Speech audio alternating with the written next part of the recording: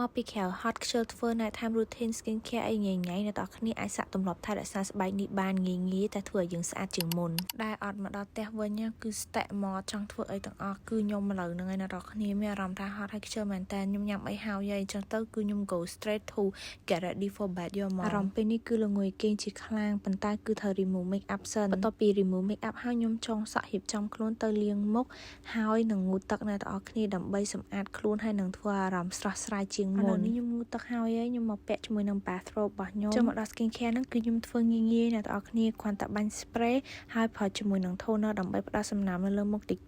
បន្ទាប់មកមុខខ្ញុំនេះវារៀងត្រូវថ្ងៃច្រើនមានអារម្មណ៍ថារៀងហូរអញ្ចឹងខ្ញុំប្រើជាមួយនឹង mask ស្លឹក mask ស្លឹកដែលខ្ញុំប្រើហ្នឹងជាប្រភេទ collagen mask មកពី brand Mediancer ពណ៌ដែលខ្ញុំប្រើនេះគឺពណ៌ខៀវដែលវាផ្ដល់សំខាន់ទៅលើ pore care វាជួយទៅលើហ៊ុនហូមយើងអញ្ចឹងណាសម្រាប់ mask ហ្នឹងវាមានសាច់ជា hydrogel បែបនេះបិទបានយូរជាង mask ស្លឹកធម្មតាព្រោះវាអត់ងាយស្ងួតអញ្ចឹងណា mask ដែលខ្ញុំប្រើហ្នឹងខ្ញុំឃើញមាន4ពណ៌សម្រាប់ជ្រើសរើសតែក្នុងដៃខ្ញុំមានតែ3ពណ៌ទេពណ៌ខៀវផ្ដល់សំខាន់ទៅលើរុនរោមផ្ដល់សំខាន់ធ្វើឲ្យមុខភ្លឺថ្លាកាត់បន្ថយស្នាមពណ៌ទឹកក្រូចធ្វើឲ្យស្បែកក្មេងជាងវ័យពណ៌ស្វាយវិញផ្ដល់សំខាន់ទៅលើអ្នកមានមុខខ្សោយក្រហមគាត់ថាឥឡូវខ្ញុំមានពណ៌ស្វាយបង្ហាញអ្នកទាំងអស់គ្នាទេខ្ញុំបានដាក់ទូទឹកកកឯណាម៉ាស់ហ្នឹងយកចេញមកពីប្រអប់ហើយបិទភ្លាមហ្មងប៉ុន្តែត្រជាក់មែនតើហ្មងអ្នកទាំងអស់គ្នាបន្តមកទៀតហ្នឹងខ្ញុំមកលាបលេបផ្ដល់សំណើមដល់ស្បែកតែមកអត់ការរ៉េកុំភ្លេចស្បែកខ្លួនផងហើយបន្តមកទៀតហ្នឹងខ្ញុំធ្វើការលាប hair oil លេតិចតួច skincare ខ្ញុំធ្វើតែប៉ុណ្្នឹងឯងសម្រាប់យប់ហ្នឹងមុនចូលគេងហ្នឹងកុំភ្លេចញ៉ាំទឹកផងឥឡូវនេះខ្ញុំរួចរាល់អ្នកទាំងអស់គ្នាមកឲ្យមើល outfit បន្តិចទៅគឺ cozy មែនតើមុនចូលគេងហ្នឹងមករៀបចំខែបន្តិចដោយសារហិងញ៉ៃញ៉ៃហើយបានបិទភ្លើងដាក់ភ្លើងព្រមចាឆ្មាខ្ញុំគេងនៅក្នុងបន្ទប់មួយខ្ញុំដែរមុនគេងហ្នឹងមើល iPad មើលសភៅមួយផ្លែតសិនហើយមានណា